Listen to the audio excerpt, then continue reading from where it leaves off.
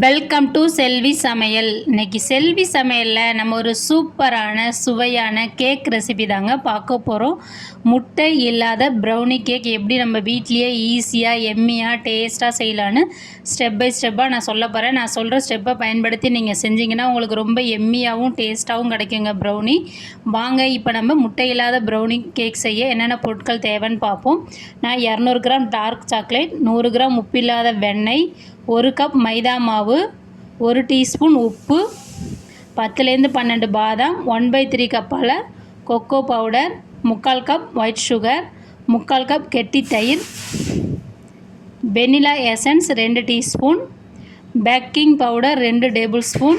இதாங்க முட்டை இல்லாத ப்ரௌனி கேக் செய்ய தேவையான பொருட்கள். இப்போ வாங்க நம்ம சாக்லேட்டையும் வெண்ணையும் டபுள் பாயிலிங் மெத்தடில் நம்ம உருக்கணும். அதுக்கு ஒரு அடுப்பு ஆன் பண்ணிவிட்டு ஒரு பாத்திரத்தில் தண்ணி வச்சு தண்ணி நல்லா கொதிக்க வச்சுருக்காங்க. அந்த கொதிக்கிற தண்ணியில் ஒரு பாத்திரத்தை மேலே வச்சுட்டு அது மேலே நம்ம எடுத்து வச்சுருக்கிற 200 கிராம் சாக்லேட்டை ஆட் பண்ணிக்கலாங்க. குக்கிங் சாக்லேட்டுன்னு கேட்டு வாங்குங்க கடையில். அது கூட 100 கிராம் உப்பு இல்லாத வெண்ணெய் சேர்த்துக்குங்க. வெண்ணெய் ஃப்ரிட்ஜிலேருந்து எடுத்துகிட்டு ரூம் டெம்பரேச்சரில் இருக்கிற வெண்ணெயை யூஸ் பண்ணுங்கள். அப்போ தான் நல்லா ப்ரௌனி கேக் ரொம்ப டேஸ்ட்டாக வரும். இப்போ இந்த சாக்லேட்டும் வெண்ணெயும் நல்லா மெல்ட் ஆகணுங்க. டபுள் பாயிலிங் மெத்தடில் ஒரு 2-3 நிமிஷத்தில் நல்லா நமக்கு மெல்ட் ஆகி வந்துடுங்க. அது வரையும் நம்ம நல்லா மிக்ஸ் பண்ணலாம் பாருங்கள். இப்போ வெண்ணெய் நல்லா கரைஞ்சி வந்திருக்கு, சாக்லேட்டும் நல்லா கரைஞ்சிருச்சு பாருங்கள். இந்த ஸ்டேஜில் நம்ம மெல்ட்டான சாக்லேட்டையும் வெண்ணெயும் எடுத்து தனியாக வச்சுக்கலாம்.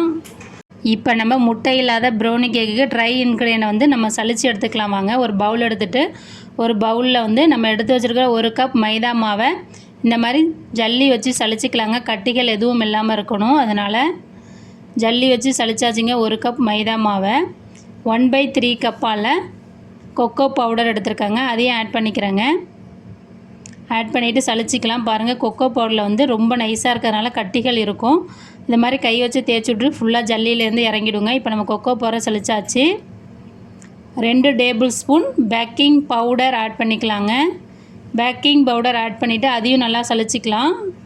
இது கூட 1 டீஸ்பூன் உப்பு ஆட் பண்ணிக்கலாங்க. உப்பு ஆட் பண்ணி உப்பையும் நல்லா சலிச்சிக்கலாம். இப்போ நம்ம ட்ரை இன்க்ரீடியன்ட் எல்லாத்தையுமே நல்லா சலிச்சாச்சுங்க. சலிச்சதை நல்லா விஸ்க் வச்சு நல்லா மிக்ஸ் பண்ணிக்கலாங்க. இதே மாதிரி நல்லா மிக்ஸ் பண்ணுங்கள். மைதா மாவு, கொக்கோ பவுடர், பேக்கிங் சோடா, உப்பு எல்லாமே நல்லா மிக்ஸ் ஆகணும். இப்போ மிக்ஸ் ஆகியாச்சு. ட்ரை இன்க்ரீடியன்ட் ஒரு பக்கமாக இருக்கட்டும். நம்ம மெல்ட்டான சாக்லேட்டும் பட்டரும் ஆறிட்டு வெதுவெதுப்பான சூடில் இருக்குங்க. வெதுவெதுப்பான சூடில் நம்ம எடுத்து வச்சுருக்கிற 3/4 கப் சர்க்கரையை ஆட் பண்ணிக்கலாங்க. நான் ஒயிட் சுகர் யூஸ் பண்ணுறேன். உங்களுக்கு விருப்பம்னா நீங்கள் ப்ரௌன் சுகர் வேணாலும் யூஸ் பண்ணிக்கலாம். 2 டீஸ்பூன் வெனிலா எசன்ஸ் ஆட் பண்ணிக்கிங்க. ஆட் பண்ணிவிட்டு சர்க்கரை நல்லா கரையிற அளவுக்கு விஸ்க் வச்சு நல்லா மிக்ஸ் பண்ணுங்கள். சர்க்கரை ஓரலாக கரையணும். கரைஞ்ச பிறகு நீங்கள் பவுடர் சுகர் சேர்த்திங்கன்னா 1 கப் பவுடர் சுகர் சேர்த்துக்கலாம். எனக்கு பவுல் சின்னதாக இருக்குது, அதனால் நான் வேறு பவுலுக்கு ட்ரான்ஸ்ஃபர் பண்ணிக்கிறேன். ட்ரான்ஸ்ஃபர் பண்ணிவிட்டு நல்லா மிக்ஸ் பண்ணுறேங்க. இப்போ நல்லா மிக்ஸ் ஆகிட்டுருக்கு சர்க்கரை வெண்ணெய் சாக்லேட் கூட. இது நல்லா மிக்ஸ் ஆன பிறகு நம்ம புளிப்பு இல்லாத கெட்டி தயிர் 3/4 கப் எடுத்து வச்சுருக்கோம் பார்த்தீங்களா, அந்த தயிரை இப்போ நம்ம ஆட் பண்ணிக்கலாங்க. நீங்கள் தயிருக்கு பதில் முட்டை ஆட் பண்ணணும்னு விருப்பப்பட்டீங்கன்னா 2 முட்டை ஆட் பண்ணிக்கிங்க. இப்போ இந்த தயிர் கூட நல்லா மிக்ஸ் பண்ணுங்கள். தயிர் நல்லா மிக்ஸ் ஆகணும். அந்தளவுக்கு நல்லா விஸ்கால் மிக்ஸ் பண்ணுங்கள். இப்போ பாருங்கள் நமக்கு நல்லா மிக்ஸ் ஆகிட்டு நல்லா திக்கான பதத்துக்கு வந்திருக்கு பாருங்கள். இந்த ஸ்டேஜில் நம்ம சலிச்சு வச்சுருக்கிற ட்ரை இன்க்ரீடியண்ட்டை ஆட் பண்ணிக்கலாங்க. ஆட் பண்ணிவிட்டு ஒரே பொசிஷனில் நீங்கள் மிக்ஸ் பண்ணணும் மாவை. அப்போ தான் நமக்கு கேக் நல்லா ஸ்மூத்தாக சாஃப்டாக வருங்க. கட் அண்ட் ஃபோல்ட் மெத்தட்னு சொல்லுவாங்க ப்ராப்பராக சொல்லணும்னா. இதே மாதிரி கரெக்டாக மிக்ஸ் பண்ணுங்கள். ஒரே பொசிஷனில் மாற்றி மாற்றி பண்ணக்கூடாது. கட்டிகள் எதுவும் இல்லாமல் ஒரு 2 நிமிஷம் நல்லா மிக்ஸ் பண்ணி கொடுங்க. சாக்லேட்டு, வெண்ணெய், தயிர், நம்ம சேர்த்த ட்ரை இன்க்ரீடியன்ட் எல்லாமே நல்லா மிக்ஸ் ஆகி நமக்கு இந்த மாதிரி கொஞ்சம் கெட்டியான பதத்துக்கு வரும். இப்போ நமக்கு கரெக்டான பதத்துக்கு மாவு ரெடியாக இருக்குது. இப்போ வாங்க நம்ம அவனை நான் இன்றைக்கி அவனில் தான் செய்ய போகிறேன். அவனை 180 டிகிரி செல்சியஸில் 10 நிமிஷம் ஃப்ரீ ஹீட் பண்ணிக்கலாம். எனக்கு இந்த 2ஆவதாக இருக்கிற சிம்பிள் தான் கேக் பேக் பண்ணுற சிம்பிளுங்க, அதனால் நான் அதில் வச்சுக்கிறேன்.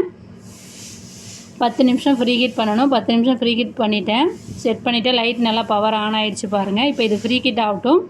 அதுக்குள்ளேயே நம்ம ரெடி பண்ணி வச்சுருக்க பேட்டரை கேக் டின்னுக்கு மாற்றிக்கலாங்க. நான் 8 இன்ச்சு கேக் டின் எடுத்துருக்காங்க இன்றைக்கி. அதில் அடியில் பட்டர் ஷீட் வச்சு நெய் அப்ளை பண்ணிக்கிறேன். இப்போ நம்ம ரெடி பண்ணி வச்சுருக்க பேட்டரை நல்லா மிக்ஸ் பண்ணிக்கிங்க. விஸ்கால் மிக்ஸ் பண்ண பிறகு நம்ம இப்போ கேக் டின்னில் மாற்றிடலாங்க. எவ்வளோ கெட்டியாக இருக்குது பாருங்கள். இந்த மாதிரி கெட்டியாக இருக்கணும், ரொம்ப தண்ணியாக இருக்கக்கூடாது. இந்த அளவுக்கு இருக்கணுங்க. அப்போ தான் நமக்கு கேக் நல்லா சாஃப்டாக சூப்பராக வருங்க. இப்போ நான் ஊற்றிட்டு இந்த மாதிரி டேப் பண்ணிக்கிங்க, பபுள்ஸ் எதுவும் வராத இருக்கிறதுக்கு. இது மேலே கொஞ்சம் நான் கார்னிஷுக்காக பாதாம் ஸ்லைசஸ் ஆட் பண்ணிக்கிறேன். நீங்கள் உங்கள்கிட்ட இருக்கிற சாக்லேட் க்யூப்ஸ், வால்நட்டு, எந்த நட்ஸ் வேணாலும் நீங்கள் யூஸ் பண்ணிக்கலாங்க. வாங்க இப்போ நம்ம அவன் வந்து 10 நிமிஷம் ஃப்ரீ ஹீட் பண்ணி ரெடியாக இருக்குது. இப்போ நம்ம ரெடி பண்ண கேக் பேட்டரை வந்து உள்ளே வச்சுக்கலாங்க. பார்த்து கேர்ஃபுல்லாக வைங்க, ஏன்னா நம்ம சூடு பண்ணியிருக்கோம், கையில் சூடு படுறதுக்கு வாய்ப்பு இருக்குது. அதனால் இப்போ மூடிக்கலாம். மூடிட்டு நம்ம இதை வந்து ஒரு 35லேருந்து 40 நிமிஷம் பேக் பண்ணி எடுக்கணுங்க. 180 டிகிரி செல்சியஸில் வச்சுருக்கேன். ஒரு 30 நிமிஷம் 30 to 35 நிமிஷத்தில் நான் வச்சுக்கிறேங்க. வச்சுட்டு பவர் ஆன் ஆகிடுச்சு. நம்ம வெயிட் பண்ணலாம். இப்போ அதுக்கப்புறம் நமக்கு கேக் வந்து ரெடி ஆகிடுங்க. இப்போ வாங்க 30 to 35 நிமிஷம் ஆகிடுச்சு. நான் எடுத்து பார்க்குறேன். நல்லா வெந்து நமக்கு கேக் நல்லா மேலே வந்திருக்கு பாருங்கள். எவ்வளோ சூப்பராக இருக்குது பாருங்கள். இதை வந்து எடுத்து ஒரு 10 நிமிஷம் நல்லா ஆற விடுங்க. ஆற விட்ட பிறகு நம்ம மாற்றிக்கலாம். இப்போ 10 நிமிஷம் ஆறிடுச்சு. நான் இந்த மாதிரி ஓப்பன் டைப்பில் இருக்கிறனால ஈஸியாக ஓப்பன் பண்ணிடுறேன். உங்கள்கிட்ட இந்த மாதிரி இல்லைன்னா நீங்கள் சுற்றி பட்டர் சீட் வச்சுக்கிங்க. இப்போ இது ஒரு பிளேட்டுக்கு வந்து நான் ட்ரான்ஸ்ஃபர் பண்ணிக்கிறேன். பாருங்கள், நமக்கு சூப்பராக பேக் ஆகி வந்திருக்குங்க முட்டை இல்லாத ப்ரௌனி கேக். அடியில் இருக்கிற பட்டர் ஷீட்டை வந்து எடுத்துக்கலாங்க. ரொம்ப ஈவனாக சூப்பராக குக் ஆகி வந்திருக்குங்க. நல்லா ஆறிட்டு நீங்கள் கட் பண்ணால் தான் நல்லாயிருக்கும். இப்போ பாருங்கள், சூப்பராக ஆகிடுச்சு. இப்போ வாங்க நம்ம இதை வந்து கட் பண்ணிக்கலாம். நல்லா ஷார்ப்பான கத்தியில் கட் பண்ணுங்கள். நட்ஸ் போட்டிருக்கிறதுனால கட் பண்ண முடியாது. ஒரு கையால் நல்லா பிடிச்சிட்டு நல்லா கட் பண்ணுங்கள்.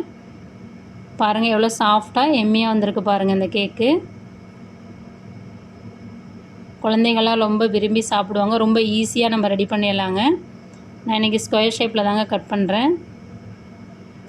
ரொம்ப சூப்பரான எம்மியான கேக்கு, ஹெல்த்தியான முறையில் நம்ம வீட்லேயே ப்ரௌனி கேக் செய்யலாங்க. இதே மாதிரி நீங்களும் உங்கள் வீட்டில் ட்ரை பண்ணி பாருங்கள். இப்போ பாருங்கள், நான் உங்களுக்கு ஒரு பீஸ் எடுத்து காமிக்கிறேன். எவ்வளோ சாஃப்டாக எம்மியாக வந்திருக்கு பாருங்கள். ரொம்ப டேஸ்ட்டாக இருக்குங்க. நான் சொல்கிற மெத்தடை ஃபாலோ பண்ணிங்கன்னா இதே மாதிரி நீங்களும் உங்கள் வீட்டில் செஞ்சு பாருங்கள். செஞ்சு பார்த்துட்டு எப்படி இருந்ததுன்னு சொல்லுங்கள். நம்ம சேனலை லைக் பண்ணுங்கள், ஷேர் பண்ணுங்கள், சப்ஸ்கிரைப் பண்ணுங்கள், கமெண்ட் பண்ணுங்கள். Thank you very much. நெக்ஸ்ட் வீடியோவில் பார்ப்போம்.